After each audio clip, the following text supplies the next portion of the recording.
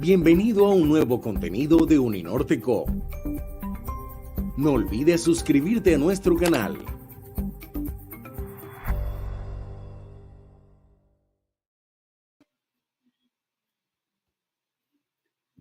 Muy buenas tardes. En nombre de la quinta versión de la Cátedra Global Uninorte, les damos una muy cordial bienvenida a la conferencia denominada Migración, una mirada amplia desde sus causas, para la cual contamos con la muy especial participación de Gigi Bisbal de la Universidad de Harvard, María Teresa Palacios de la Universidad del Rosario y Silvana Signares de la Universidad del Norte. A continuación, los dejamos con el profesor Juan Pablo Sarmiento de Uninorte, quien estará acompañando la sesión. Bienvenidos todos. Lara, muchas gracias y por supuesto le agradecemos a todo el auditorio que nos está acompañando en este momento. En este evento que hemos llamado pues Migración desde sus causas, en la medida que queremos aportar a la discusión una visión amplia sobre la migración, queremos hablar sobre la migración desde la perspectiva femenina y a partir de esto invitamos a la profesora María Teresa que cuenta con un texto precisamente sobre la materia. Quisimos también invitar a la profesora Gigi Bisbal, que ha hecho una investigación inclusive aquí en el Atlántico, a pesar de que su sede de trabajo es en Harvard, pues va a hacer una aproximación muy importante y rigurosa sobre la migración venezolana en el Atlántico, y la profesora Silvana Signares de esta casa de estudio, que nos va a dar todos los aportes sobre otro fenómeno que quizás estamos todavía explorando, que es la migración por razones ambientales o los migrantes ambientales. Cada una de estas intervenciones tendrá una duración de 20 minutos, yo les haré saber cuando ya el tiempo se esté agotando. Y vamos a arrancar entonces con la profesora Gigi Bisbal. Ella es licenciada en Ciencias Políticas con estudio en Economía, Derecho y Sociedad de la Universidad de Concordia en Montreal, y tiene 2 maestrías en la Universidad de Harvard, la última en estudios especiales de la Escuela de Educación de Harvard. Actualmente pues es investigadora en la iniciativa de inmigración de dicha universidad. Entonces, adelante, profesora. Hola, ¿me escuchan bien? Sí. Bueno, muchas gracias por la invitación. La verdad, qué gran espacio para compartir un proyecto muy chévere que hicimos en el Atlántico. Yo te voy diciendo para que vayamos pasando las diapositivas, pero bueno, la primera cosa es importante saber que esto es un proyecto de métodos científicos mixtos y que simplemente no es una verdad absoluta, sino una observación que, aunque es estadísticamente importante, pues no queremos hacer ningún tipo de de afirmación definitiva sobre la situación de los migrantes venezolanos en el Atlántico.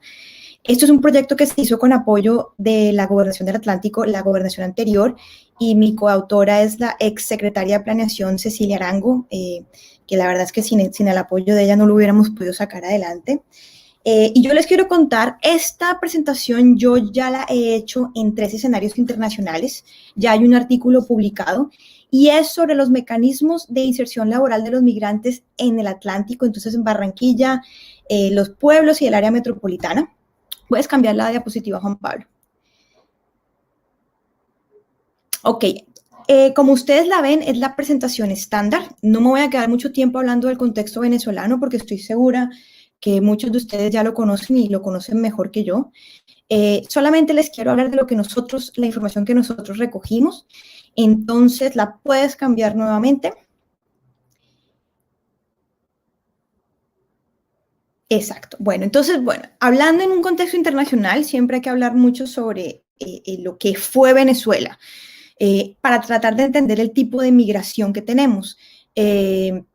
Una vez que se ha mostrado que Venezuela era un país con muchísimo poder adquisitivo y que por muchas décadas eran los colombianos los que migraban a Venezuela, una vez que eso está establecido, entonces ya se le da una idea al académico del tipo de migración que tenemos. Puedes cambiar la diapositiva nuevamente.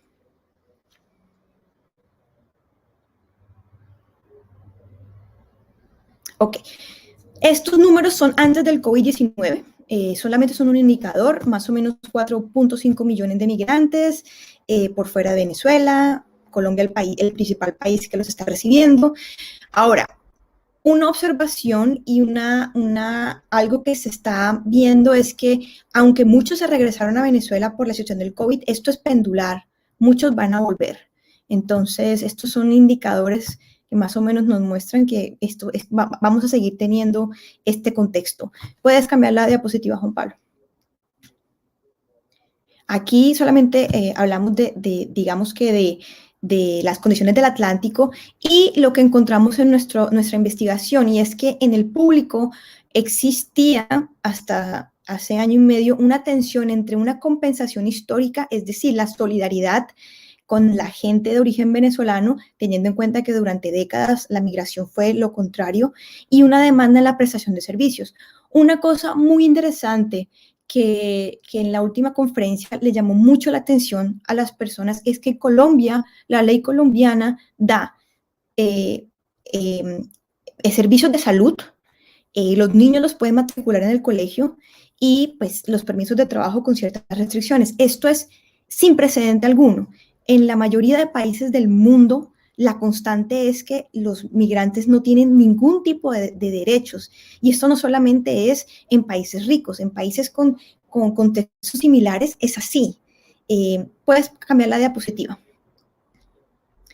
Entonces, la primera cosa importante es que hay dos tipos de migraciones, la migración vertical y la migración horizontal. La vertical es de un país pobre o de salarios mínimos a países ricos. Entonces, la que usualmente conocemos entre, por ejemplo, Colombia y Estados Unidos, Colombia y Canadá.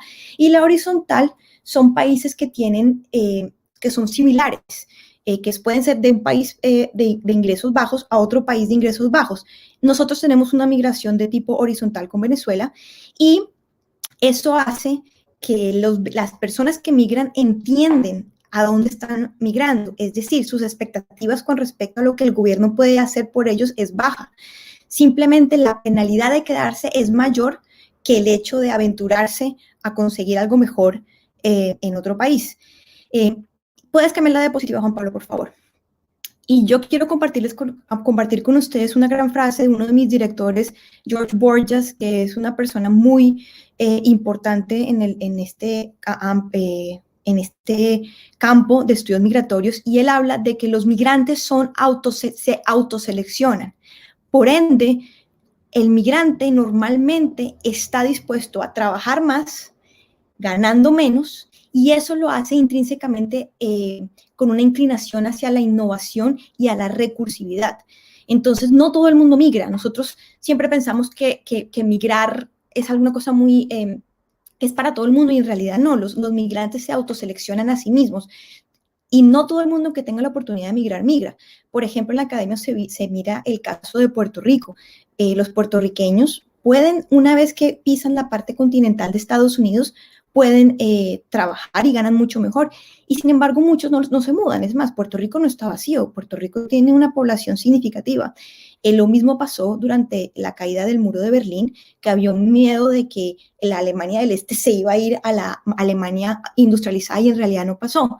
Estos son unos ejemplos para pensar que no todo el mundo, porque tenga la oportunidad de migrar, en la situación que va a migrar. Entonces hay una autoselección del migrante. Y eso es lo que vimos en el Departamento del Atlántico. Puedes cambiar la diapositiva, Juan Pablo, por favor. Entonces, como les venía comentando, cuando uno habla de esta migración venezolana en Colombia, es sin precedentes, y con todos los problemas que tenemos, es una anomalía con respecto a lo que pasa en otros países, en los países del mundo árabe, en Taiwán, en Hong Kong, inclusive en la China. Lo más común es que, por ejemplo, el empleador se quede con los pasaportes del migrante, que los salarios los retengan,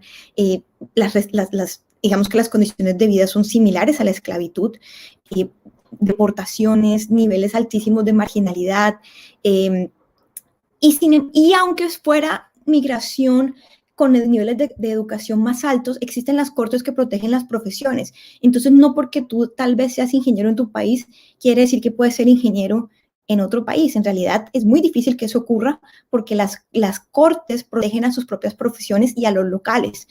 El racismo y la xenofobia son cosas casi que rampantes. Hace 3 días la BBC de Londres sacó un artículo sobre la situación precaria de las empleadas domésticas de África en el Líbano.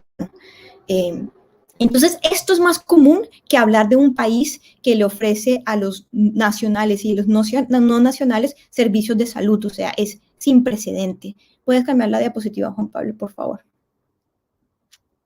Entonces, bajo esta premisa, nosotros nos aventuramos a investigar y recogimos datos de casi 2.500 migrantes venezolanos en el Atlántico.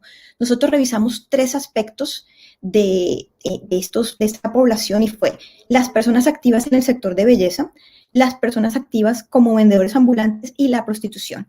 Esta presentación es solamente sobre las personas en el sector de belleza, pero tenemos esos 2 campos. Si a alguien le interesa, con mucho gusto me puede mandar un correo, al final está mi correo y les mando la información que tenemos. Pero bueno, nosotros hicimos observaciones, entrevistas, hicimos observaciones etnográficas, cuestionarios de más o menos 38 preguntas, utilizamos el método bola de nieve y nos encontramos con cosas fascinantes.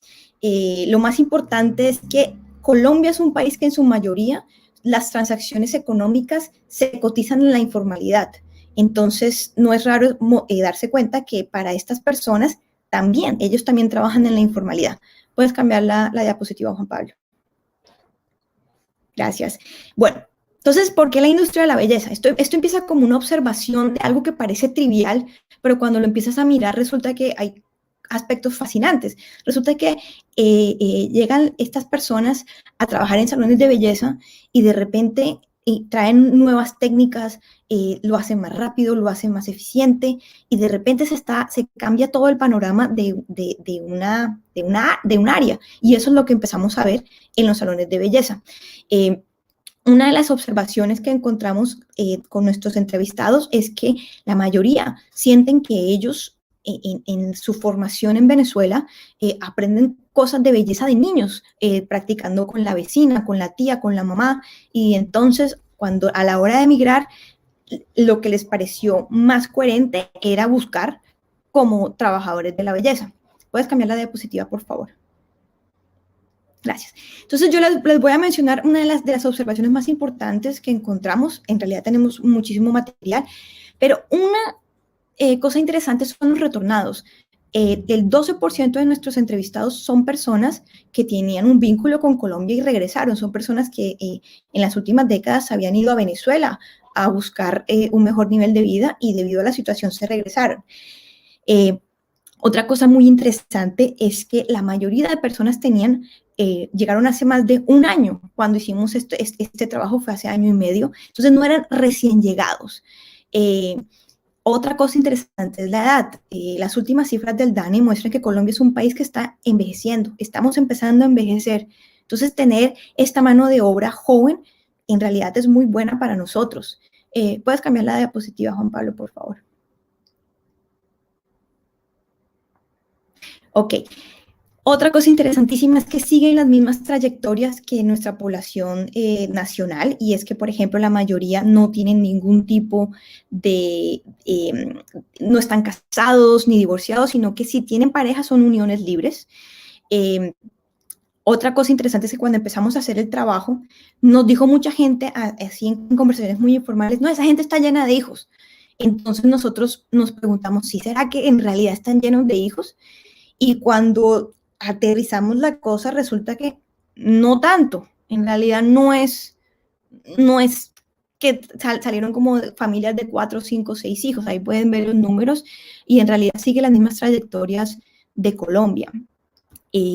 Una cosa muy interesante es que la mayoría de personas, el 83% de nuestros entrevistados son los principales contribuyentes a sus familias, es decir, sus salarios son en muchos aspectos el único salario para su familia. Puedes cambiar la diapositiva. Esto también está alineado a que las remesas que van de Colombia a Venezuela, cuando nosotros empezamos a hacer esto, estaban empezando a aumentar, ahora son una cosa muy importante. Otra cosa muy interesante es el nivel de educación. La gente que nosotros entrevistamos en nuestra muestra poblacional son personas con muchísima educación. Por lo menos el 50% terminaron el bachillerato.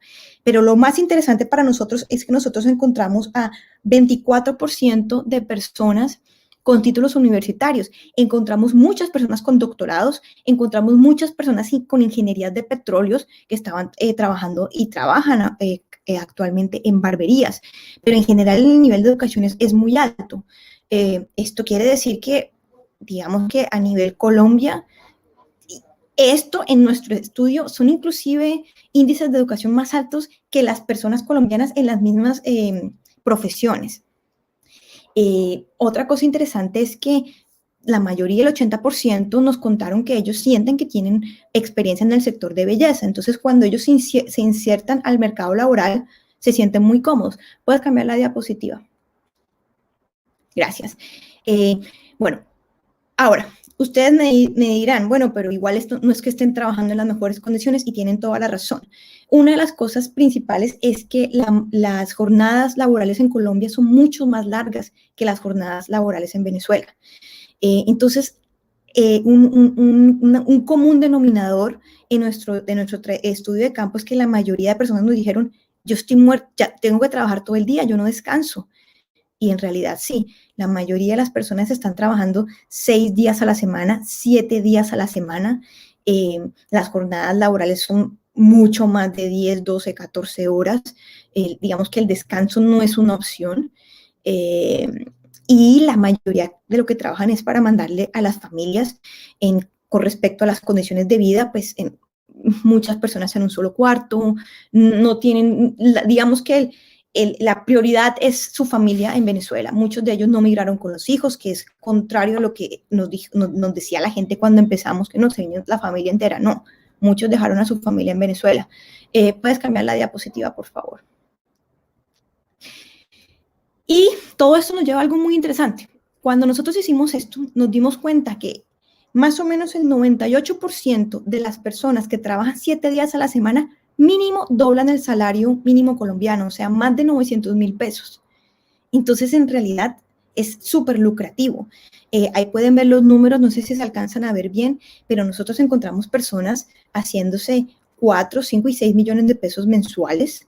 En el peor de los casos, muy poquitas personas no alcanzan a hacer el salario mínimo, pero es menos de un 3-4%. En general, en nuestra muestra poblacional les estaba yendo muy bien. Y adicionalmente, en nuestras observaciones, nos pudimos dar cuenta de que no ganaban tanto desde hace más de 10 años. Entonces, no solamente ellos representan un deterioro de Venezuela reciente, sino que va a más de 10 años. Puedes cambiar la diapositiva. Entonces, imagínense una población que está dispuesta a trabajar por más horas, que está dispuesta a tener muchísimo sacrificio y que les resulta, porque se estaban insertando al mercado laboral muy exitosamente. Ahora, entró el COVID y los salones de belleza cerraron.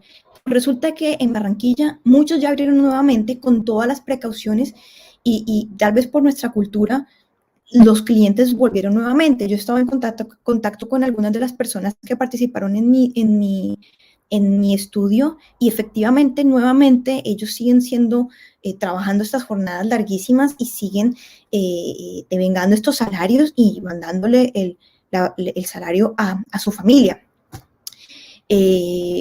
Como les quería contar, esto es un grupo y es importante aclarar que no estoy hablando de toda la población venezolana en Colombia. Esto es lo que nosotros encontramos en el Atlántico. Ahora, yo intenté establecer las mismas observaciones en Medellín y no es igual.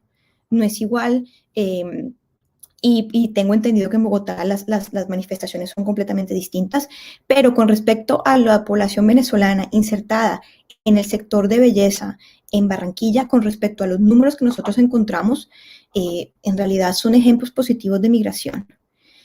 Puedes cambiar la diapositiva, Juan Pablo, perdón.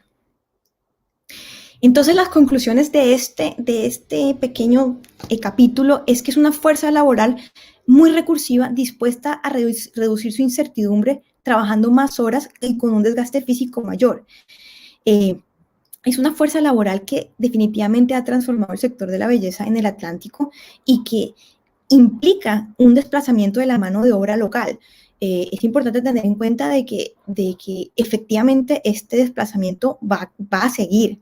Ellos trabajan mucho más económico que la mano de obra local. Y esto crea y creará tensiones y bueno, digamos que el cambio no será fácil. ¿Puedes cambiar la diapositiva, Juan Pablo, por favor? Y bueno, espero las preguntas. He concluido. Excelente, profesora, muchas gracias por la exposición. Iré recogiendo aquí las preguntas que están haciendo en el chat y las que me están mandando aquí por correo electrónico. Y al final de, de todo el seminario te transmito las preguntas que creo que sean las más relevantes para darle tiempo al público para que vaya formulando. Gracias por el manejo del tiempo, además fue muy preciso. Pues pasamos ahora con la profesora Silvana Signares. Ella es abogada de la Universidad del Norte, hizo maestría en Comercio Internacional de la Universidad de Valencia, tiene doctorado en Europa de las Libertades en la Universidad de Valencia y es profesora asociada de la Universidad del Norte. Entonces, como les indiqué, la profesora Silvana nos va a contar sobre su investigación en migración ambiental, seguramente con el tema de cambio climático y proyectos de inversión, pues seguramente tendrá mucho que decirnos sobre la materia. Profesora, adelante. Es el micrófono apagado. Listo. Bueno, buenas tardes para todos, a todos los presentes en el día de hoy, adicionalmente a los organizadores de la Cátedra Global y, por supuesto, a nuestros panelistas invitados en el día de hoy. Efectivamente, el tema que les traigo en esta tarde tiene que ver con los migrantes ambientales. Como ya lo anunciábamos al inicio de estas intervenciones, la migración tiene un enfoque multidimensional y dentro de esos múltiples enfoques está específicamente el tema ambiental. Entonces, en el día de hoy quiero traerles una propuesta en el que he trabajado, digamos, en el tema de la evidencia de estos migrantes ambientales y su posible esquema de protección. Para ello voy a trabajar 3 puntos claves. Uno son las razones de esos desplazamientos ambientales, el otro tiene que ver con los problemas relacionados con la protección internacional de los migrantes ambientales como población vulnerable y al final tendremos unas reflexiones finales. Frente al tema de estos migrantes ambientales y su debate, tenemos que entender que es una migración de naturaleza forzada. En muchas ocasiones no tiene que ver, digamos, solamente con un aspecto de obligatoriedad y de necesidad de cambio. Puede darse también en algún momento por una migración de naturaleza voluntaria, pero este es un punto que es crítico, digamos, dentro del objeto de estudio, porque muchas veces se señala qué tan voluntario es cuando tenemos causas apremiantes que, como lo decía hace un momento el profesor Juan Pablo, están marcados por los distintos fenómenos que nos afectan a partir del cambio climático que cada vez es más palpable. Entonces, todos estos cambios y condiciones medioambientales están causando que estos movimientos cada vez se incrementen y surjan, por decirlo así, distintas figuras en el ámbito internacional, como cuáles, como los refugiados climáticos, desplazados medioambientales, migrantes por causas medioambientales, migrantes climáticos, desplazados forzados por cambios medioambientales o por desastres naturales. Y ustedes dirán, bueno, y todo este cambio de denominación que afecta mucho porque esto está relacionado con los instrumentos que, vamos a ver más adelante, amparan la protección de esta población con naturaleza de vulnerabilidad y que al final esto es fundamental para lograr una protección efectiva de los mismos. Entonces, esta magnitud del deterioro medioambiental está adquiriendo, por decirlo así, un entorno cada vez mucho más complejo y hay cifras, ¿verdad?, que muestran un panorama completamente desalentador. para decirles así en términos generales, en el 2019, casi 2.000 desastres desencadenaron 24.9 millones de nuevos desplazamientos en más de 140 países y territorios. Es la cifra más alta registrada desde el 2012. Y esto obviamente triplica el número de desplazamientos, digamos, a los que causa los conflictos y la violencia, que son los que están, digamos, más cubiertos y protegidos, no solo desde el punto de vista de estudios e investigaciones científicas, sino también desde estos instrumentos internacionales que les estoy comentando.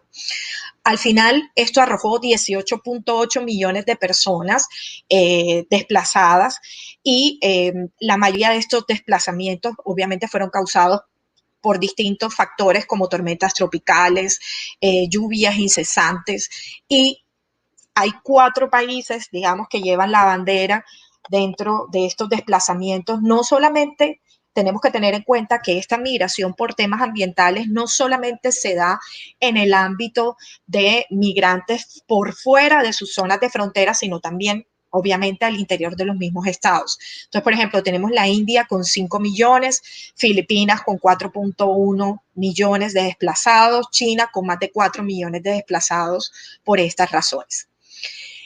En este sentido, las Naciones Unidas, en su dirección estratégica del 2017-2014, estableció como punto, como les decía, clave de estos desplazamientos el tema de los conflictos, pero no solo el tema de los conflictos en un entorno, en un contexto globalizado como el que nosotros conocemos, sino que a partir de esta directriz o de esta dirección estratégica identificó los efectos del cambio climático, los desastres naturales, la degradación ambiental, precisamente como un factor principal o un principal, digamos, como lo dice la directriz, motor de desplazamiento de estas poblaciones.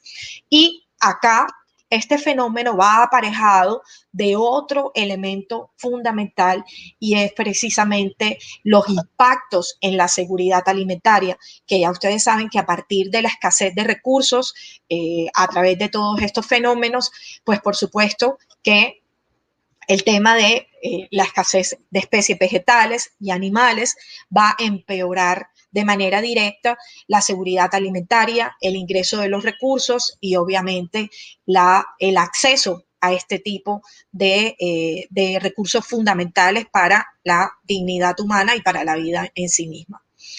Precisamente estos fenómenos climáticos, ustedes saben que no solamente se originan en las grandes urbes, sino también por fuera y en las zonas rurales, que es, digamos, un punto clave donde se afecta principalmente la consecución de estos ecosistemas, el estrés térmico que se puede generar, los deslizamientos de tierra, las precipitaciones extremas, la contaminación del aire y al final estas zonas rurales sufrirán un gran impacto de manera directa en lo que les señalaba frente al tema, por ejemplo, de la seguridad alimentaria.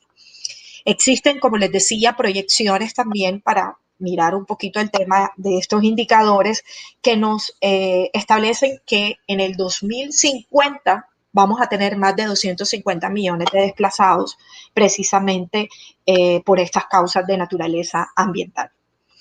El otro aspecto que les quiero traer en la tarde de hoy tiene que ver precisamente con esta protección internacional de esta población.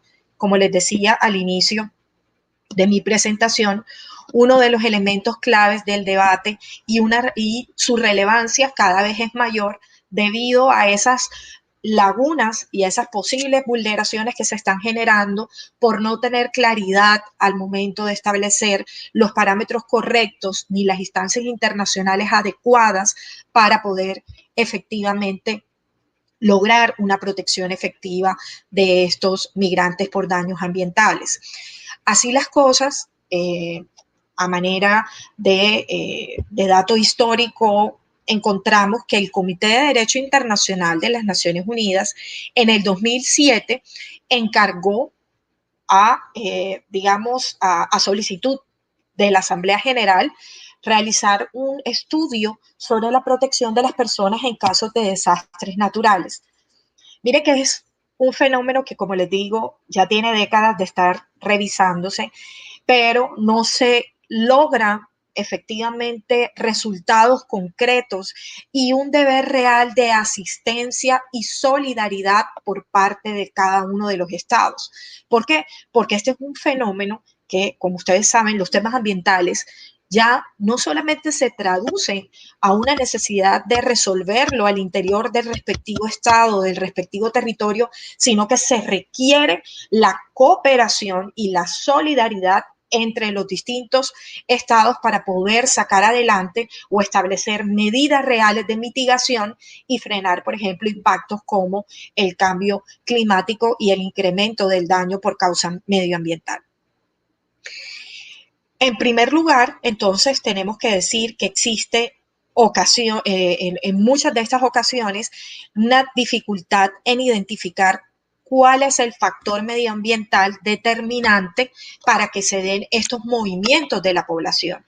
Y este factor medioambiental predominante nos va a servir para poder determinar la existencia de este fenómeno y específicamente el vínculo existente entre la violación, por ejemplo, del derecho internacional del medio ambiente y la violación de los derechos humanos o los efectos directos que puede causar la violación del derecho internacional del medio ambiente y de los derechos humanos a raíz de todos estos factores.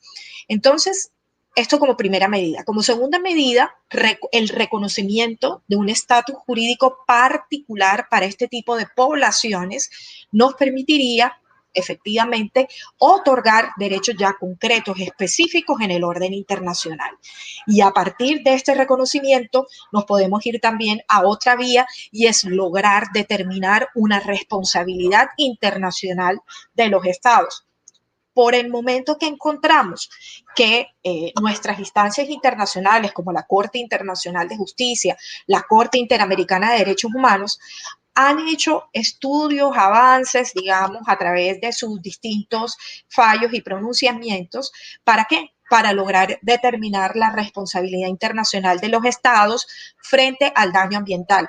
Pero nos queda, digamos, por fuera, o digamos, no solamente por fuera, sino no muy claro la existencia real de la protección de la población que sufre efectivamente ese daño ambiental. Por tanto, nuevamente, la necesidad del reconocimiento de una protección internacional específica debe ceñirse principalmente en crear una subjetividad jurídica de ese individuo y de esas poblaciones y que esa subjetividad esté puesta al servicio de los derechos fundamentales. Por tanto, esta dimensión axiológica del ordenamiento jurídico internacional sería fundamental para lograr esta protección, como les estaba señalando, de manera efectiva.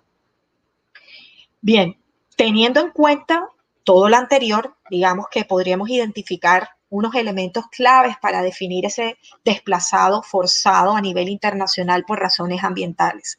Lo primero sería identificar el mínimo común denominador, y este mínimo común denominador solamente será posible identificar si logramos establecer un consenso entre todos los estados. ¿Para qué? Para así poder construir, o por lo menos intentar construir, una protección jurídica mínima para este tipo de personas. Y a partir de esto, hacer una interpretación teleológica del mismo ordenamiento jurídico. En segunda medida, encontramos el desplazamiento involuntario, con un origen en esa ruptura, digamos, medioambiental.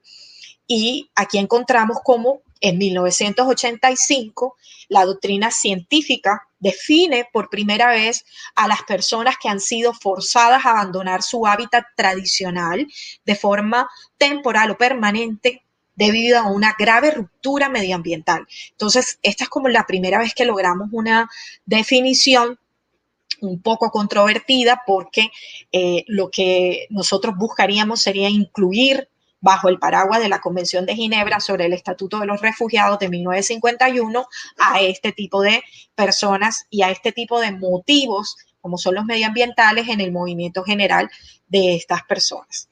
Bien, de la misma manera, cuando nosotros estamos señalando los aspectos generales de estos refugiados, también tenemos que lograr identificar su carácter de víctima. ¿Por qué? Porque ustedes saben que en materia de protección internacional, para otorgar, por ejemplo, ese cobijo a la luz del Estatuto de los Refugiados, se requiere también identificar este carácter, como les decía, de víctimas. ¿Por qué? Porque ellos están huyendo de unos detonantes que tienen que ver precisamente con estos temas de cambio climático, y esta relación de causa y efecto se evidencia precisamente a través del denominado daño ambiental. Ahora bien, podríamos nosotros, a manera de reflexión final, señalar que estos instrumentos internacionales, que existen unos instrumentos internacionales que eventualmente podrían confluir en la posible regulación de los migrantes ambientales y a través de una interpretación sistemática, digamos, incluir a esta población dentro de su objeto de protección. ¿Qué encontramos nosotros? El derecho internacional de los derechos humanos, que tiene, como todos sabemos, un universo integrado por distintos tratados internacionales y normas vinculantes. El derecho internacional del refugio, frente a la Convención de los Refugiados de 1951. Tenemos, por ejemplo, también las normas regionales en África, en América, la Convención de Nueva York sobre pactos globales en materia de migración y refugio. El derecho internacional del desplazado a nivel interno, que de hecho parte de la Corte Interamericana, por ejemplo, ha dedicado parte de su jurisprudencia en estudiar también este fenómeno. Y frente al régimen internacional del cambio climático, vemos que hay una convención marco de las Naciones Unidas sobre cambio climático de 1992, la regulación de la movilidad humana también dentro del marco de adaptación de Cancún de 1990, muchos lo consideran como soft law, pero también hace parte de esto, y el Acuerdo de París, por ejemplo, también sería un instrumento de naturaleza vinculante. Encontramos también en el tema, por ejemplo, de reducción de riesgos conformados por normas ya no de naturaleza vinculantes, pero está, por ejemplo, la reducción de riesgos y desastres del 2015-2030, otros protocolos adicionales en la Agenda 2030, la iniciativa de Nansen, ¿verdad? Que los gobiernos de Suiza y Noruega fueron los primeros en lanzar este tipo de iniciativa en el 2012 para entender que el derecho internacional tenía que buscar una orientación clara en la protección de aquellas personas que se habían visto obligadas a huir de sus hogares por temas de desastres ambientales y de esta manera cruzar esas fronteras internacionales. Como dato curioso, quiero decirles que dentro de esta iniciativa solamente tenemos 2 países latinoamericanos, como son México y Costa Rica. Y obviamente tenemos otros instrumentos frente al tema de la protección del cambio climático, y allí encontramos movimientos de población forzadas y voluntarias dentro del reconocimiento de estos instrumentos. A pesar de la existencia de estos mismos, por ejemplo, en América Latina encontramos la Declaración de Cartagena de 1984, que aquí comparte la misma dimensión de la Convención Africana, pero y reconoce como causal de refugio no solo situaciones de perturbación grave del orden público, sino violaciones masivas de derechos humanos. Sin embargo, los estados no han mostrado un interés directo de incluir a la migración ambiental dentro de esta gran categoría. Y entonces aquí obviamente vamos como en una exclusión dentro de esta posibilidad. A manera de destacar, ya digamos que dentro de la última instancia de mi presentación, los avances en materia de protección del sistema interamericano a partir de la opinión consultiva 23 de 2017, donde se establece, por ejemplo, a partir de la judicialización independiente del derecho del medio ambiente dentro del sistema, también la posibilidad que surge de estas poblaciones que podemos categorizar como vulnerables y que se van a ver afectadas efectivamente por cualquier tipo de daño o contaminación transfronteriza. Creo que este es un instrumento muy importante, o digamos una decisión del sistema interamericano de proteger no solamente al medio ambiente, sino a la población, ¿verdad? Que ve vulnerados sus derechos a partir de este tipo de circunstancias de cambio climático y de grave perturbación contra el medio ambiente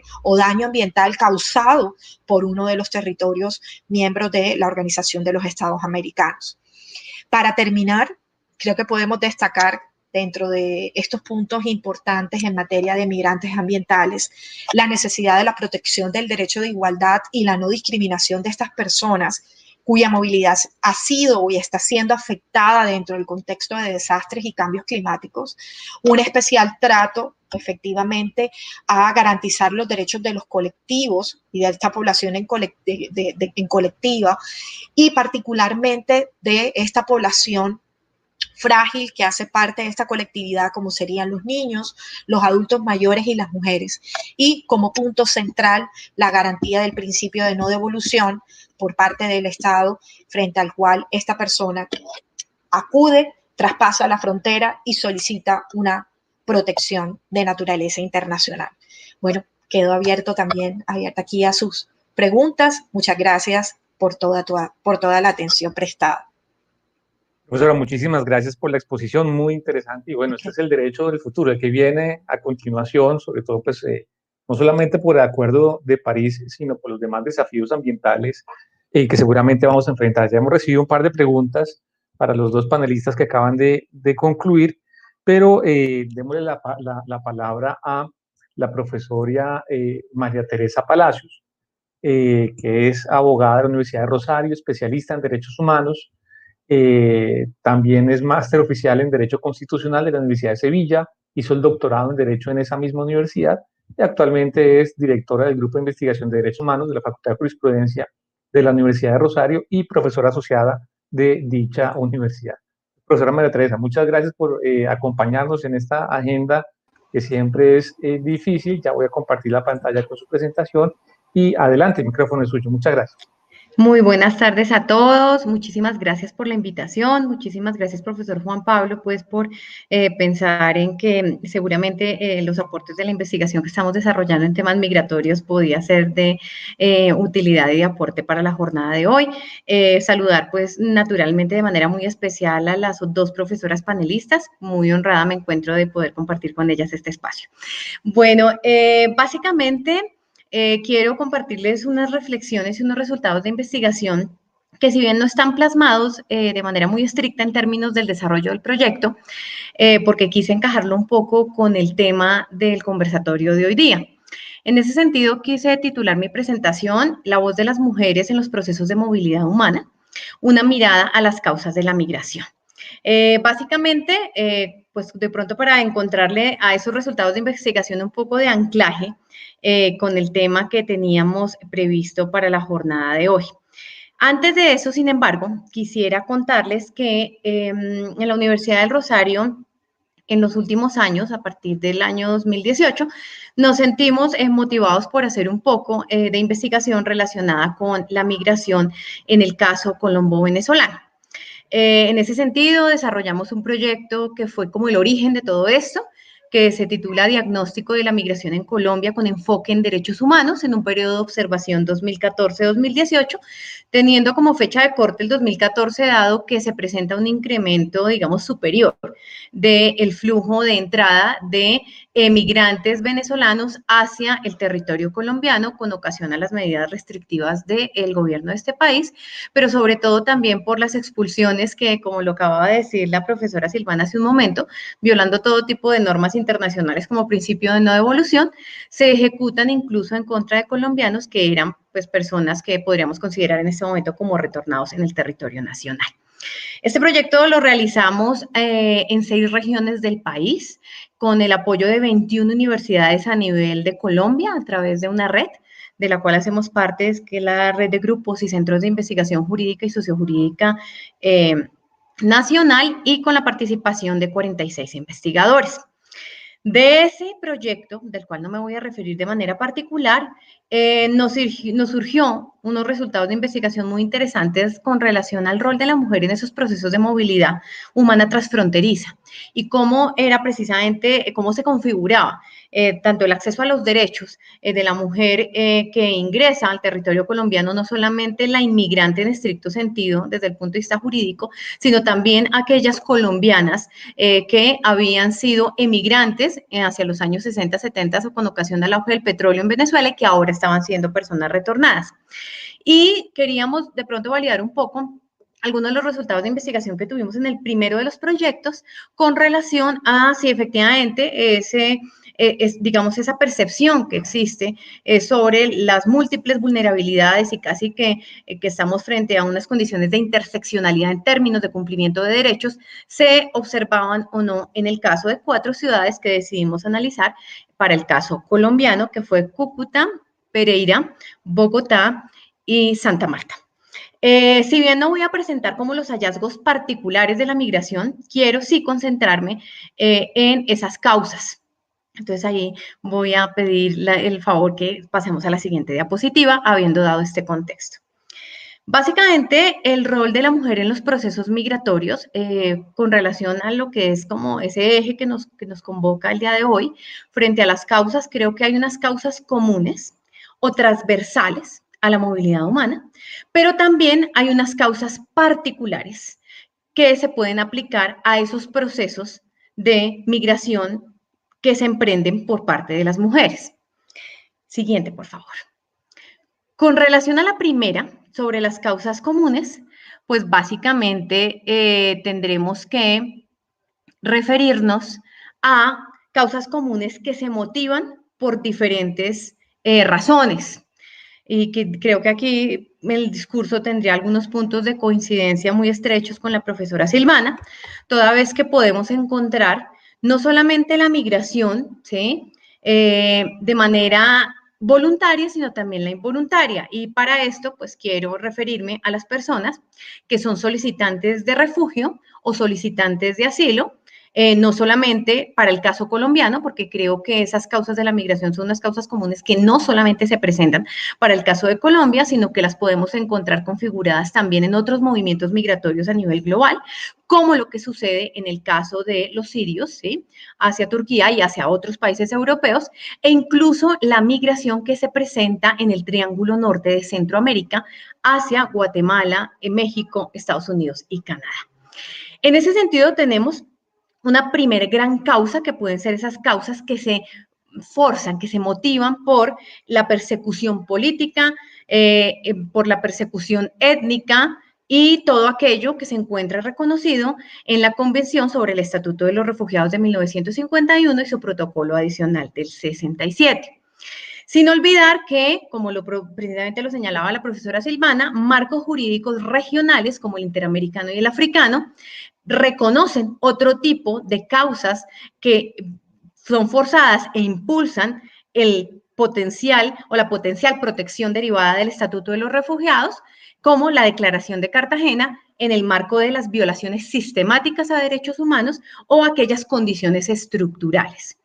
En este sentido, simplemente a manera de reflexión, a mí me causa mucha curiosidad un planteamiento de uno de los relatores especiales del esquema de los mecanismos extraconvencionales de protección a derechos humanos, que es el relator para el derecho a la alimentación, donde precisamente reflexionando un poco frente a el acceso a los alimentos a nivel mundial y digamos, transversalizando esto con las causas que muchas veces originan la migración, se refería a los refugiados del hambre como aquellos aparentes migrantes económicos que huían, ¿cierto?, de sus países por aparentemente unos motivos voluntarios. Desafortunadamente, dentro del discurso del derecho, la migración económica se ha tratado de banalizar desde el punto de vista de que siempre existe una voluntariedad, pero este punto pues resulta ser cuestionable con planteamientos como, por ejemplo, los del relator especial para el derecho a la alimentación, donde se refiere a los refugiados del hambre en aquellas condiciones estructurales de carencia que existen en los estados de origen, donde las personas no pueden satisfacer sus necesidades básicas y se ven impulsados a abandonar su territorio, pero no es posible que puedan acceder a una condición de refugiado dentro del marco tan estricto y restringido del Estatuto del 51 y del protocolo. En ese sentido, creo que dentro de las causas comunes, pues también las mujeres se ven motivadas por estas causas forzosas para abandonar sus territorios de origen. De otro lado, también tendríamos las causas voluntarias, las que han sido asociadas tradicionalmente, sobre todo en la doctrina del derecho internacional de los derechos humanos, a esa migración que se produce por el mejoramiento de unas condiciones de vida, pero que no me llevan como a un límite excesivo de precariedad. Esto al margen de que ya ha habido pronunciamientos muy interesantes y que pueden considerarse como desarrollo progresivo del derecho internacional a título de soft law del relator especial sobre los derechos de los trabajadores migratorios y sus familias, y también el propio Comité de Trabajadores Migrantes de Naciones Unidas, donde ya se han ido como velando un poco esa amplitud que debería ya existir respecto de esa migración aparentemente voluntaria y cómo es de delgada la línea entre los solicitantes de refugio o de asilo en el territorio de un estado de destino y aquellos que aparentemente se movilizan por causas voluntarias o por propia, digamos, discrecionalidad. En ese sentido, que hay, digamos, abordaríamos esas causas comunes. Esas causas comunes también suceden en los movimientos migratorios o en esa movilidad transfronteriza que protagonizan las mujeres.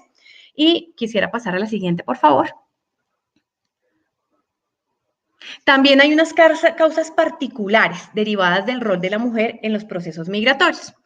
Este hallazgo sí viene un poco de la investigación del proyecto de feminización de la migración, del cual les contaba, es un proyecto derivado de otro proyecto un poco más grande que también desarrollamos en un periodo de observación 2014-2018, y creo que allí tenemos que marcar algunos hitos.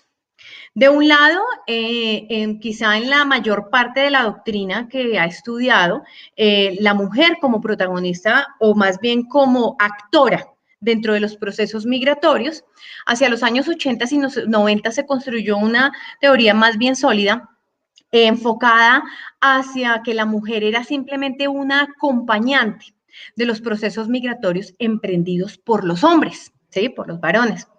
En ese sentido, pensamos un poco desde las teorías del feminismo cómo el rol de la mujer estaba, digamos, como segregado hacia lo que era una visión patriarcal de la migración, como esa preponderancia precisamente de los hombres, no solamente en los procesos productivos locales o internos de los países, pues claramente ha marcado una tendencia, incluso en las propias investigaciones.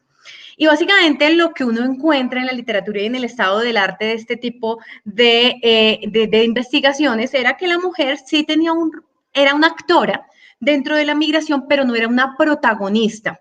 Era una acompañante de esos procesos que emprendían los varones para ellos dedicarse a las actividades laborales mientras ellas podían quedarse al cuidado de la familia, de los adultos mayores, de las personas con discapacidad y de los hijos. Lo cual, pues, nos lleva a un escenario donde claramente hay una visión patriarcal del desarrollo productivo. Con posterioridad, más o menos hacia el año 2000 y de ahí en adelante, vamos a encontrar una literatura bien interesante donde ya se reivindica el rol de la mujer como actora dentro de los procesos migratorios. En ese sentido, ella es dueña de sus propias decisiones y es la que impulsa los procesos migratorios incluso en la familia. Esto suele coincidir con situaciones que agravan su condición de vulnerabilidad frente, por ejemplo, a la situación de ser madres cabeza de familia, ¿sí? Haber estado como madres solteras o haber, digamos, tenido que vivenciar una ruptura, ¿sí? De una unión familiar, lo cual las hace responsables del sostenimiento de esta familia. Sin embargo, las otras circunstancias estructurales y los otros roles que cumplía la mujer dentro del hogar no se desplazan, entran a ser compartidos con ese rol de protagonista de la movilidad humana transfronteriza. Básicamente, ¿a qué me refiero? Me refiero, en primer lugar, a que siguen siendo cuidadoras, en muchos de los casos, no solamente de los hijos, sino de personas dependientes, como los adultos mayores o personas con discapacidad. En ese sentido, creo que la mujer se visibiliza y toma un rol distinto dentro de los procesos migratorios, porque ella ya es la dueña de la decisión de cruzar una frontera internacional, en este caso particular del que estamos hablando, para poder, por ejemplo, enviar remesas o recursos económicos para el sostenimiento de la familia en el estado de origen, pero sobre todo con posterioridad para impulsar procesos migratorios. Esto no solamente pasa en el caso colombiano, en una investigación que hicimos digamos, fue como concomitante al proyecto que les cuento con la organización Forum Syd sueca. Revisamos esos procesos migratorios en 6 países de la región de América del Sur y 2 países de Centroamérica, donde encontramos unos puntos comunes con relación precisamente a este aspecto. ¿A qué me refiero de manera particular con esos puntos comunes? Y es que las mujeres, digamos, al igual que los hombres, y ahí encontraríamos una causa común, cuando deciden ser las promotoras de los procesos migratorios, puede que en un primer momento emigren de su estado de origen solas, de manera individual, pero con una expectativa muy alta, no solamente del cumplimiento de su proyecto particular por el cual se origina la migración, sino para luego generar procesos de reagrupación familiar con posterioridad. Básicamente, ¿por qué? Porque mucha de la familia es dependiente de la mujer o es una mujer que cumple diferentes roles sociales. Es madre, es hermana, es hija, es esposa y promueve esos procesos de reagrupación familiar. Eso sin dejar de lado que también hay procesos migratorios que se pueden presentar de manera individual de mujeres que simplemente quieren desarrollar un proyecto de vida en determinado territorio, ya sea porque luego de incorporarse en algún momento laboralmente, sabemos que, como lo decía precisamente la profesora Bisbal, digamos, se incorporan algunos de manera regular al sistema de trabajo, al mercado laboral, otros, como lo dice la OIT, se incorporan en situaciones bastante complicadas y muy alejadas de lo que son los marcos del trabajo decente. Asimismo, además de ser esas propias protagonistas del desarrollo, pues ya les decía, promueven esos procesos de reagrupación familiar, lo que trae como consecuencia el incremento de los flujos migratorios en los estados de destino seleccionados por esa mujer promotora de los procesos migratorios, que incluso, por ejemplo, en el caso colombiano, específicamente con la relación colombo-venezolana, estamos viendo con posterior al COVID. La profesora Bisbal hacía referencia a eso y nos ejemplificaba un poco cómo se habían habían retornado algunos migrantes venezolanos que habían llegado al territorio colombiano, pero en realidad en el caso colombiano ya venimos registrando, incluso desde la primera apertura, aunque tímida, en el Estado colombiano del sector económico, que se habían dado procesos de reemigración, pero adicionalmente con el acompañamiento de unidad familiar. Entonces, ya más personas en el territorio colombiano. Podemos seguir a la próxima, gracias. Siguiente diapositiva, eso. Quisiera señalar que tanto en la primera de las investigaciones como en la que concretamente analizó el tema del rol de la mujer en los procesos de movilidad humana transfronteriza, encontramos que hay unos riesgos asociados a la migración. Y son unos riesgos que generan muchísima preocupación desde el punto de vista de los derechos humanos porque requieren de acciones bastante comprometidas y de la adopción de medidas de parte de los estados, no solamente del estado de origen, sino el de destino y también el estado de tránsito, para poder disminuir los riesgos asociados a la migración.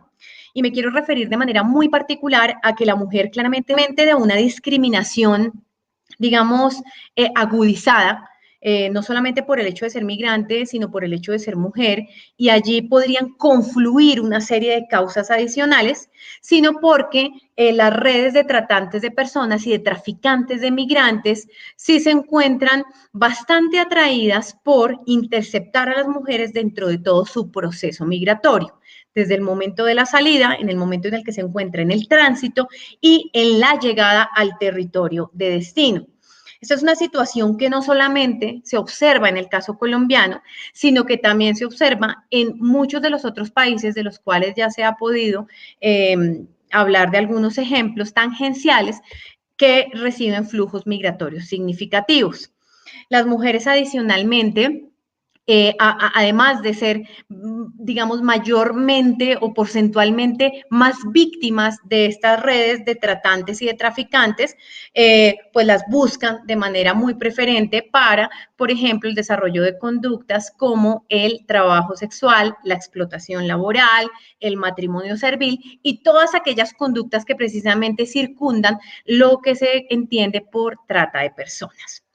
De otro lado, además de estos riesgos asociados a la migración, en nuestra investigación sí pudimos notar que a pesar de que la mujer pueda ser la promotora de los procesos migratorios, y creo que aquí ya hay una fractura entre lo que se concebía antes del rol de la mujer en el proceso de movilidad y lo que hoy día estamos, digamos, encontrando, en el momento de llegar a la sociedad de acogida, ¿sí? O al estado de destino, encuentra unas barreras superiores para el acceso a sus derechos. Y básicamente me voy a referir a algunos de ellos, no los abordaré todos. El primero de ellos es más víctima de discriminación y de conductas constitutivas de xenofobia. Básicamente, ¿por qué? La mujer está asociada a unos estereotipos muy particulares.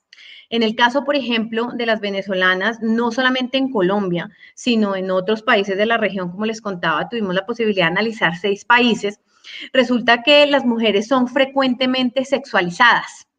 Y esa sexualización que se presenta en el imaginario colectivo de la sociedad de acogida suele conducirlas a el desempeño de determinadas funciones en los estados.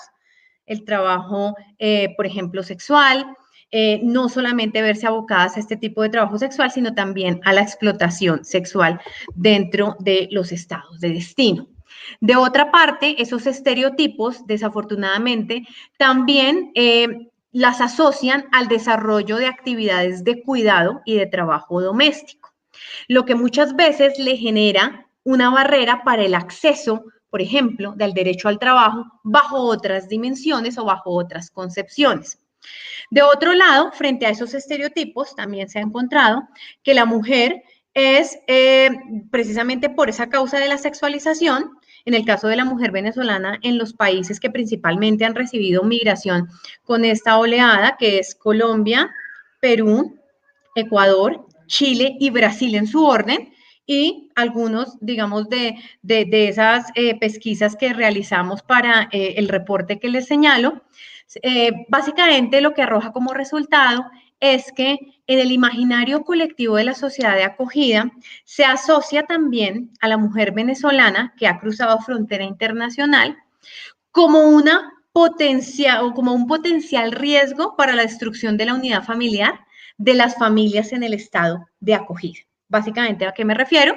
Hay un estereotipo que cataloga a las mujeres venezolanas como mujeres muy bonitas, con ciertas características físicas y que en las familias o donde ellas llegan de pronto a trabajar o donde se incorporan en la sociedad de acogida pueden ser generadoras o promotoras de rupturas familiares. En ese sentido, simplemente por poner un ejemplo asociado a la igualdad y no discriminación, que creo que se cruza un poco con lo que son el derecho al trabajo y el acceso al derecho al trabajo, y en el acceso a la educación, también encontramos que su grado de vulnerabilidad efectivamente sí se incrementa, y básicamente se incrementa porque es relegada a las actividades de cuidado. Si la mujer no ha migrado sola, sino en grupo familiar, lo que se encuentra es que el varón suele salir a buscar trabajo, a ser la fuente productiva de la familia que ha emigrado de su estado de origen, y la mujer sigue desempeñando, o digamos es como sacrificada a seguir desempeñando ese tipo de roles tradicionales dentro del esquema social, que son los roles del cuidado, a los cuales ya me he referido. En ese sentido, y pienso que ya casi se me está acabando el tiempo, simplemente quisiera señalar, a manera de conclusión global, que si bien hay unos ejes comunes y transversales que originan la migración, no solamente en el caso de las mujeres, sino en el caso de cualquier persona que decida cruzar una frontera internacional, sí se han podido fijar algunas líneas de base que nos permiten identificar unas causas muy particularizadas del rol de la mujer en los procesos de movilidad humana transfronteriza. Necesariamente esto pues, podría ser analizado en otros contextos, en otros países del mundo que tengan estos flujos migratorios, pero hasta el momento lo que nosotros, digamos, hemos podido documentar en las investigaciones que hemos realizado sobre la materia, sí nos determinan que hay algunos cambios o por lo menos algunas variaciones significativas en lo que ha sido concebida la mujer como simplemente una mera acompañante, ¿sí? O accesoria dentro de los procesos migratorios. Eso no quiere decir que estemos en unas condiciones de acceso a derechos plenas, precisamente todo lo contrario. Creemos que hace falta muchísima más investigación en frente a las barreras del acceso a los derechos de las mujeres. En nuestra investigación de las 4 ciudades pudimos detectar unas conclusiones bien interesantes, pero quise circunscribirme exclusivamente a las causas que era el objeto de nuestro conversatorio. Muchísimas gracias.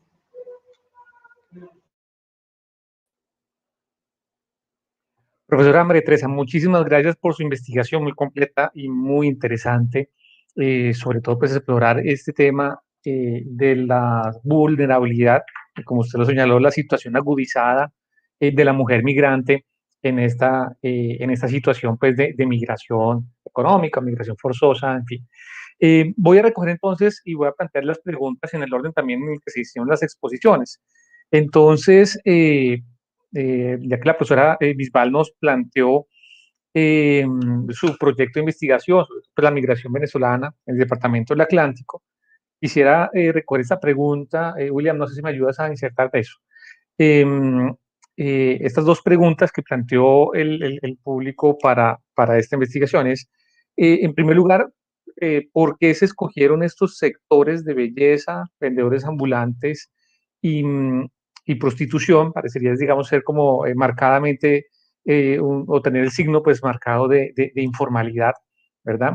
Y la segunda pregunta, bueno, son otras dos preguntas, si dentro de la investigación se encontraron acciones afirmativas del Estado en esa inserción laboral, es decir, si el Estado colombiano realmente tuvo algún rol en lograr la actividad económica de estas personas que participaron en la investigación. Y creo que hubo un argumento muy interesante sobre también los beneficios de la migración en general, ¿cierto? Los bonos demográficos, digamos, en una población que está envejeciendo, pues una migración más joven también trae una masa pues de trabajo importante. Eh, y la pregunta que se plantea allí es, ¿qué otros beneficios trajo para el país esta migración, o bueno, por lo menos para el Departamento del Atlántico, que es el que se está diagnosticando, trajo esta migración? Entonces, procedamos, profesora Bisbal, y pasamos entonces, así en el mismo orden de presentaciones, con las preguntas que nos ha enviado el público. Adelante, profesora Bisbal. Dale, gracias Juan Pablo. Bueno, la primera cosa es por qué esos 3 sectores. Cuando nosotros empezamos a hacer el mapeo de la migración venezolana en el Atlántico, digamos que la cuestión de los salones de belleza era súper evidente. Era ir a hacerse las uñas y de repente escuchar mucha gente de Venezuela, hasta el punto de, Dios mío, ¿cuántas personas de Venezuela trabajan acá? No, el 90%. Y enfrente hay otro salón y también 9 de cada 10.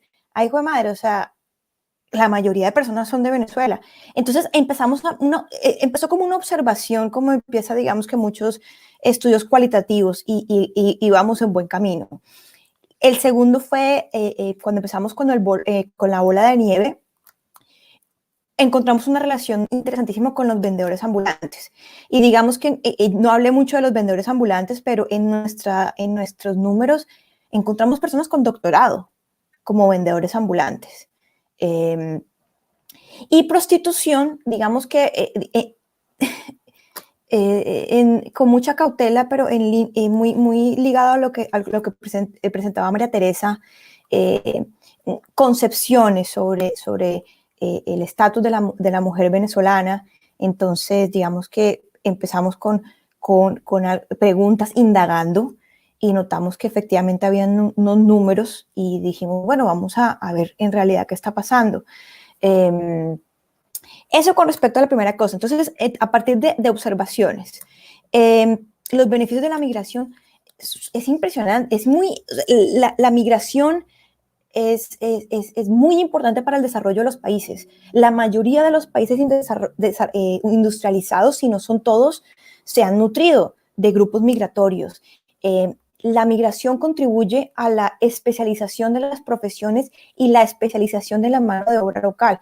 Es decir, una vez que llega un nuevo grupo poblacional, forza a que la mano de obra local se especializa y se mueva de un paso hacia arriba en la jerarquía laboral. Entonces, por ejemplo, una cosa muy simple es lo que estamos viendo en el sector de la belleza en Barranquilla. Es, bueno, antes se ofrecían estos servicios, 1, 2, 3 y 4, y resulta que aparece estos trabajadores venezolanos y ellos ofrecen 5, 6, 7 y 8. Entonces, los que ofrecían 1, 2, 3 y 4 se ven forzados a tienen que especializarse, mirar otras formas de ofrecer otras cosas adicionales para poder competir. Entonces, nos hace competitivos. Y esto se ve, digamos que en todos los países del mundo. Existe este mito de que la mano de obra local deja de hacer ciertas profesiones y los migrantes entran a hacer estas profesiones. Y entonces los locales se mueven a otras áreas. Entonces, no siempre es un desplazamiento negativo, es una movilización hacia otras áreas. Y creo que esas fueron las 3 preguntas que me hiciste.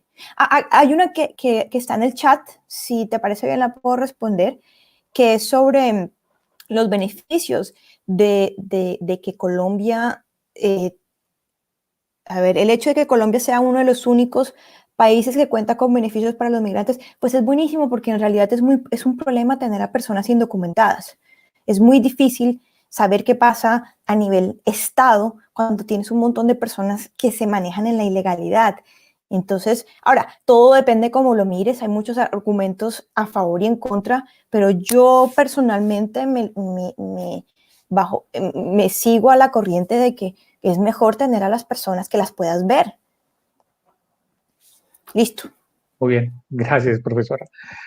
Profesora Insignares, en esta también exposición muy amplia y muy rigurosa sobre pues, el desconocimiento de ese estatus jurídico y ese llamado pues, a esa nueva subjetividad del migrante ambiental, surgen dos preguntas, ¿no? Uno, digamos, el caso parecería tener algo digamos, de claridad respecto a desastres ambientales, digamos, dramáticos, cortos y donde pues un estado afecte a otro, ¿cierto? Donde puede identificar esa acción o dentro del mismo estado. Bueno, mi pregunta es, y en aquellos casos, digamos, en el que la degradación ambiental es más paulatina, que se presenta, digamos, en ritmos más lentos y en espacios temporales más amplios, cómo identificar el victimario y sobre todo, digamos, pensando en el cambio climático, donde los victimarios somos todos también, víctimas y victimarios al tiempo, ¿verdad? ¿Cómo podríamos identificar pues esa y construir esa responsabilidad internacional? Esa sería, digamos, la pregunta que me asalta a partir de la exposición.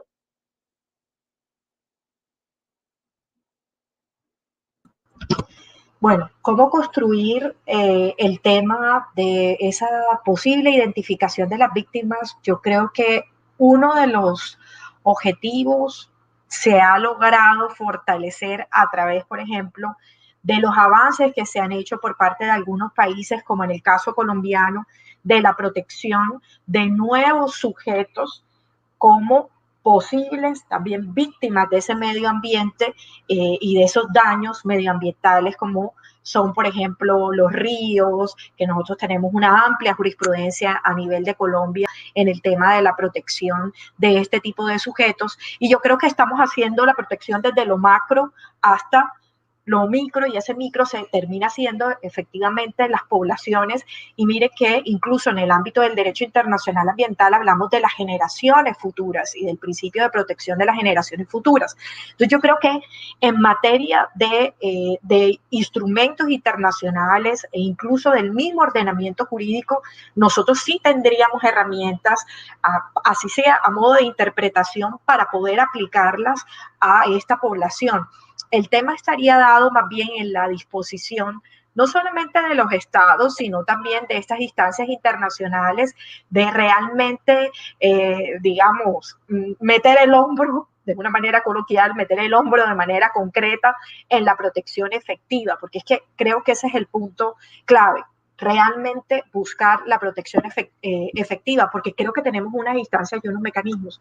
Miren, que de hecho parte también de mi investigación y que ya se ha hecho el avance, cuando se dio el posacuerdo en Colombia, yo decía, aquí tenemos una víctima palpable que es el medio ambiente y nadie, o sea, dentro del documento ni en estudios posteriores se hizo referencia a la necesidad de proteger al medio ambiente, como reconocer, perdón, el medio ambiente como una víctima del conflicto. Posteriormente, a través de un pronunciamiento de la JEP general, o sea, ni siquiera todavía tenemos nada concreto, se estableció el reconocimiento del medio ambiente como una víctima del conflicto armado en Colombia. Pero como les digo, o sea, estamos haciendo, a mí me gusta ver la vida más en positivo y creo que tímidamente estamos haciendo acercamientos hacia, pero obviamente que estos fenómenos no dan cabida. ¿Por qué? Porque como lo anotaba el profesor Juan Pablo hace un rato, tenemos daños ambientales concretos, directos, que se evidencia, por ejemplo, una contaminación transfronteriza, y ahí está, y ahí podemos llegar a una sanción, a una responsabilidad internacional, a determinar que hay un ecocidio. Pero cuando son daños que van paulatinos, entonces, ¿cómo hacemos nosotros para obtener esa protección, ¿verdad?, real y efectiva frente a este tipo de situaciones? Entonces, creo que, digamos que eso podría ser un primer acercamiento para buscar, digamos, esas respuestas desde la academia y desde la investigación científica a este tipo de problemáticas. Muchísimas gracias. Y además es interesantísimo la última apelación también a ese otro sujeto que son las generaciones futuras, en donde inclusive algunos textos recientes hablan del derecho humano a la pervivencia, ¿no? Pero bueno, creo que es, por supuesto, ese llamado muy interesante a partir de esta exposición. Muchas gracias, profesor. Profesora Palacios, dos preguntas, una muy puntual sobre la investigación relativa a por qué se escogieron estas tres ciudades. Uno entendería, digamos, Cúcuta y Bogotá, en la medida que pues, es frontera, la capital que más recibe, pero Santa Marta y Pereira no parecerían ser, digamos, obvias, y quisiera saber, digamos, esa escogencia geográfica. Y la segunda, a partir de además el texto que usted publicó me pareció también muy interesante, no lo he leído completo, si lo confieso, pero a partir de esta posición me ha motivado a leerlo. Y es que cargas adicionales se encontraron en la investigación respecto a la gestación y maternidad, porque pues parecería también ser un límite probable pues a la empleabilidad en la medida pues que la edad, digamos, potencial de reproducción pues también a veces cierra esas puertas al acceso al trabajo.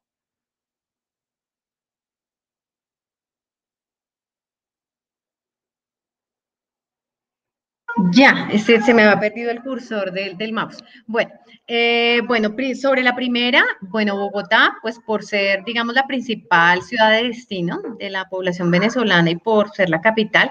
Bueno, pero antes de eso, quisiera contar que la selección de esas ciudades obedeció a que en la investigación anterior, o sea, como el proyecto más grande que desarrollamos, que fue el de diagnóstico regional de la migración con enfoque en derechos humanos, encontramos que esas ciudades tenían una serie de particularidades. Entonces, de ahí deriva nuestro interés en analizarlas de manera muy específica en el segundo proyecto.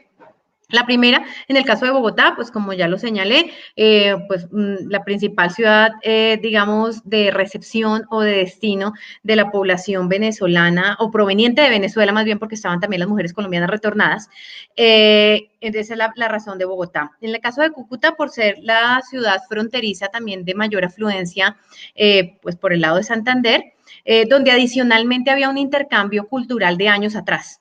Ese intercambio que hay entre Cúcuta y las ciudades venezolanas, San Cristóbal y todo esto, pues ha sido tradicional y ahí creo que encontrábamos unos elementos interesantes para ver si en los derechos de las mujeres se planteaban por lo menos las barreras en el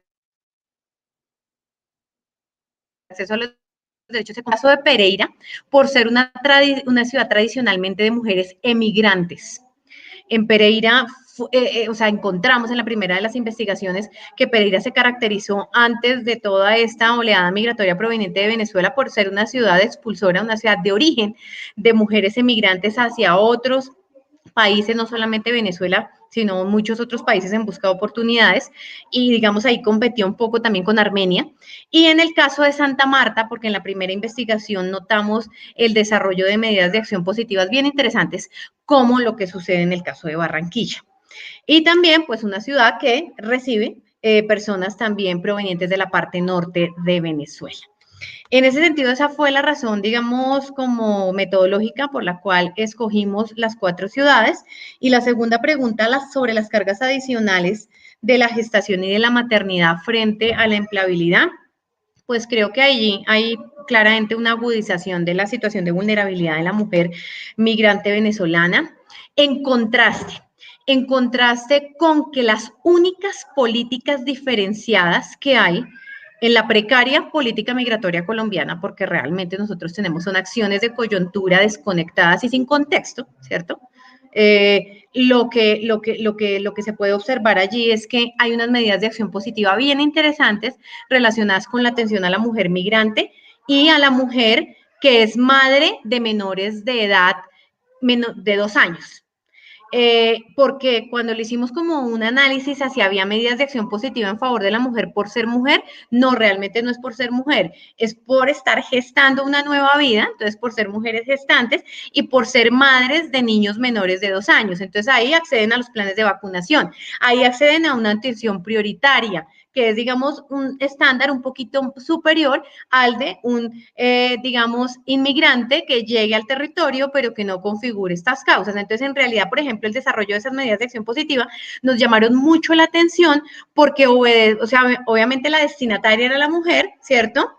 Se venía beneficiada, pero no por ser mujer, sino por ser madre, por el rol que desempeñaba. Entonces creo que eso nos lleva otra vez a esa reflexión respecto a ese desempeño de roles tradicionales dentro de la sociedad, que en últimas lo que hace es reforzar un modelo patriarcal. Entonces eso fue interesante y digamos que si bien se les agudizan su situación en términos de poder conseguir empleo, porque no va a tener una persona que esté dedicada al cuidado de los menores, o si tiene algunos problemas de salud, o si está embarazada, va a ser más difícil y va a haber una barrera adicional para el acceso al derecho al trabajo, así sea informal, porque en últimas no estamos hablando de condiciones de trabajo decentes, sino de precariedad laboral, pues creo que sí incide de manera negativa en eso. Lo que les digo, en contraste con esas medidas de acción positiva que se han desarrollado en lo que hay de planes de acción en el caso colombiano, sin que puedan ser calificados como una política, pero que no obedecen a su condición de mujer, sino a ese rol que están desempeñando en ese momento particular, que es la gestación y la maternidad. Muchísimas gracias, profesora Palacios. Y bueno, yo creo que con estas últimas preguntas cerramos entonces el panel, agradeciéndoles muchísimo pues su participación. Creo que fue muy ilustrativa, muy rigurosa, además todas las investigaciones que se han planteado, y agradeciéndole al público que nos acompañó pues hasta a estas horas de la tarde en este evento. Entonces espero que lo disfruten, quienes no lo puedan ver en directo, lo disfruten para más adelante. Entonces, Lara, te doy el micrófono para que cierres entonces el evento. Gracias, profe. Agradecemos a todas nuestras invitadas, todas las profesoras por su especial participación y a todos los asistentes por acompañarnos en esta última sesión de Cátedra Global. Los invitamos todos a seguir conectados con toda la programación de la Cátedra Global en los días 26 de abril, dedicada a la Cátedra Asia-Pacífico, el 13 de mayo, dedicada a la Cátedra de las Américas, y el 10 de junio, dedicada a la Cátedra África. Que tengan todos una feliz noche y gracias por estar en Cátedra Global. Los siguientes contenidos de Uninorteco te pueden interesar. No olvides suscribirte a nuestro canal.